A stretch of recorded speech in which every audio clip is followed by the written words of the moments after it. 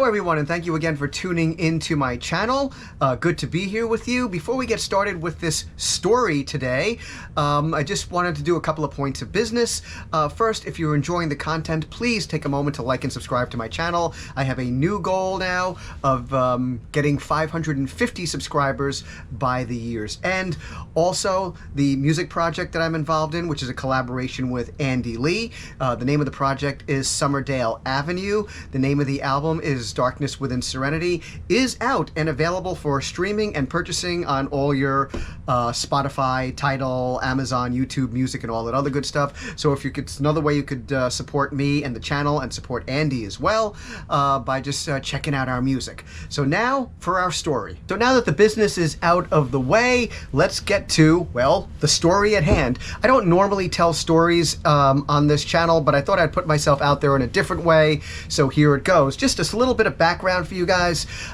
Way back in the day when I was much younger, I worked at a club called Birch Hill in New Jersey, and I was really fortunate to have a regular good day job and then have this stage managing job as well, which I managed the stage and a lot of other things as well at the club too. Got to work with hundreds of national acts, big bands, bands on the way up, bands on the way down. It was always a blast, and there was always challenges and never a dull moment, and in the end, always a lot of fun. So, as it says in the title of this video, How I Lost CeCe DeVille's Laundry. So, way back in the day when CeCe DeVille got tired of Poison, who knows what was going on with that train wreck of a band, he decided to branch out and form his own band called Samantha 7. And this goes back to around 1999 or so, maybe 2000, but I think it might have been more in the 90s.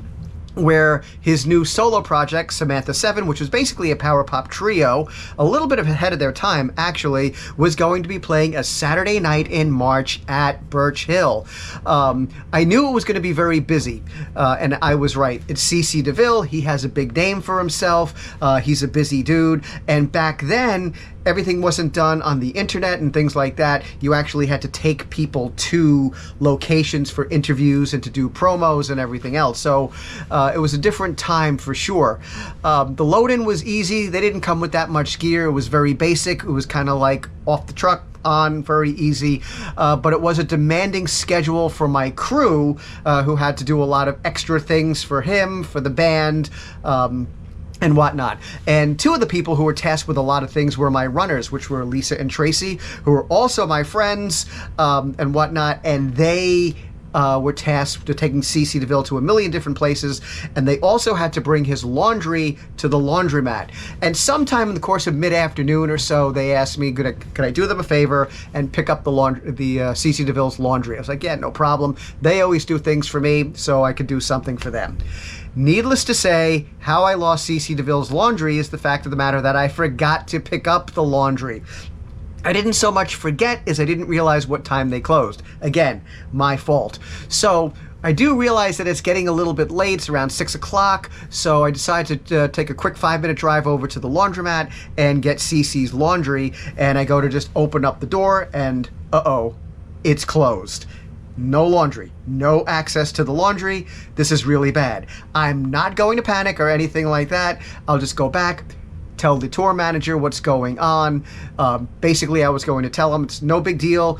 You have a show in Philadelphia tomorrow. I'll grab the laundry first thing in the morning, drive it to Philadelphia, which is only an hour from my house. Everything would be fine. And he's like, tour manager says, it's not going to be fine. He goes, and so I said, well, how should we resolve this? He goes, there is no we, you're going to have to fix this. And he goes, I'm going to tell CeCe, and CeCe's not going to be happy. So it's March, it's cold, this guy goes onto the tour bus, all the windows in the tour bus are shut and all that other stuff because it's cold out and everything. Nice and heated in there, of course. And about 2 minutes later, I guess he breaks the news to CeCe, and I can hear CeCe DeVille screaming, ranting, raving the way I've never heard before in my life. He was having an absolute man-child rage. It was scary And I was like, holy shit, if this guy escapes from the bus, he is going to try to kill me. He is in that kind of rage. I don't think there was any calming him down at that point. I have seen plenty of movies. I have seen plenty of TV shows. I have seen many, many, many good actors and actresses try to show anger and have rage. All of them fell far short of what the real deal was, and that was CC DeVille being told that he had no laundry.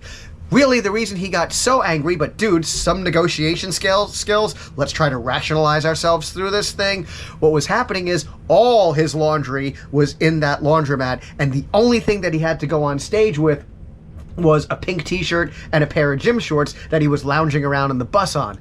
Now we really have a problem. So the tour manager comes back out to me, and he says, you need to resolve this problem. Yes, sir. I realized, and at this point, after hearing that guy yell and scream and everything, CC that is, I was basically, my heart was racing. I think I probably pissed my pants. My heart probably raced right down the street and just said, the hell with you, man. I don't want to be part of this. So I called up the promoter, Stan, told him what was going on, and I said, how would you like to work this out? How can we work this out? And he goes, no, it's you. It's your problem. So I'm young, I'm much dumber, I don't know what to do, I haven't experienced issues like this, I've never made such a grave mistake at a show like this, and I'm just freaking out. I don't know what to do. So I go ahead and I speak to Eric, who's kind of my right-hand man at Birch Hill, and I said, dude, I did this, and the laundromat, who used to be open till like 7 o'clock on Fridays and during the week, was only open to 6 o'clock. CC DeVille's laundry is there. I don't know what to do. And he said, call the police. Maybe they can help you. Great idea. I will call the police. Now, a smarter, more intelligent, younger version of of me now would call the regular local number, but no, I'm an idiot, so I call 911. This goes so-so at best, but there was progress. And when I go through this, I crap you negative. This is what went on. I call 911. The phone starts to ring, and I get that stupid beep because I'm being recorded, and a lady comes on and says, 911 operator, what is your emergency? Remember, I am completely panicking right now, and the only words that I could blurt out to the 911 operator is, hi, my name is Larry, and I lost CC DeVille's laundry. Pause. She says nothing. She says, excuse me, sir, can you say that again? And then I realize I need to slow down and give more information, which I do not do well whatsoever. So all I say is, hi, my name is Larry, I work at Birch Hill, and I've lost CC DeVille's laundry. Again, awkward pause. Now, I've said this basically twice, and I think the only reason she's staying on the line is to make sure I'm not going to hurt myself or hurt somebody else, or she's trying to triangulate the call and have me arrested. This is probably going very, very badly.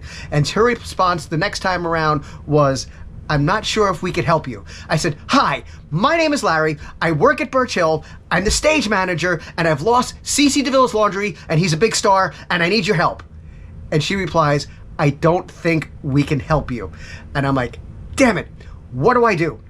I said, okay, I gotta figure this out. So I asked her, I said, do you know who CC DeVille is? And she said, no, strike one. I said, do you know the band Poison? She says, no, strike two.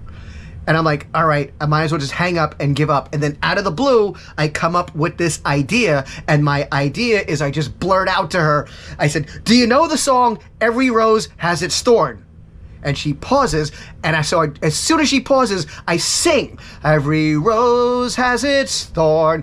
And she heard it, and she goes, yeah, I think I do know that song. And I'm like, okay, CC DeVille, who was in Poison, who's in Samantha 7, is playing at Birch Hill, where I work. His laundry is in the laundromat. I do not have access to it. The only thing he has to wear is a pink t-shirt and a pair of gym shorts. This is an emergency. It's a rock and roll emergency. The metal gods need your help. Okay, I didn't say that, but truthfully, the metal gods need your help. And she says, let me see what I can do.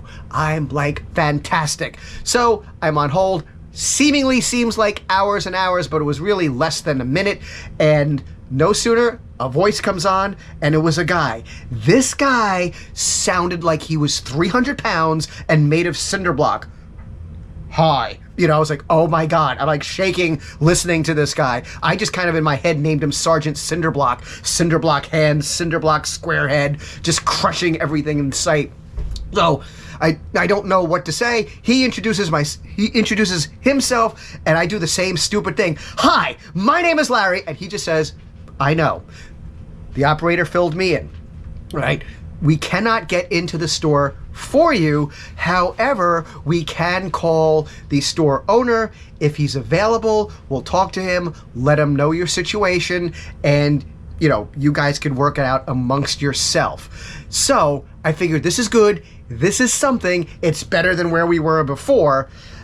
And then it's the guy from the laundry, and he doesn't sound happy. And he says, I got a call from the police. What the hell's going on? Why do you need the store open? So I explained to him. At this point, I'm much calmer. I introduced myself, where I work, what I'm doing, CC DeVille, big rock star, the whole bit. And he's like, ugh. He goes, all right, I'll help you out. I said, fantastic. What time can you be at the store? And he says he lives about a half hour away. Give him 20 minutes to a half hour, 35 minutes, whatever the case may be. I'm like, great. And then he says the big question. He says, so what's in it for me? Now I'm thinking, I'm the stage manager. I got this. No problem. You, sir, and your entire family can come and see CC DeVille for free. I'll give you backstage passes, and I'll also make sure for the meet and greet after the show at the t-shirt booth, you're in, and I'll even buy you a CC DeVille t-shirt if you so desire. And his response to that was, I don't care. Fine, all right. I know he wants money. He wants some scratch for scratch and itch. Fair enough. One problem. I am a young American living on credit in a crappy apartment and recently married. I don't have money. But thankfully, I did have $120 squirreled away for fun money. Now I'm going to spend it on the laundry instead, and it's not even my laundry.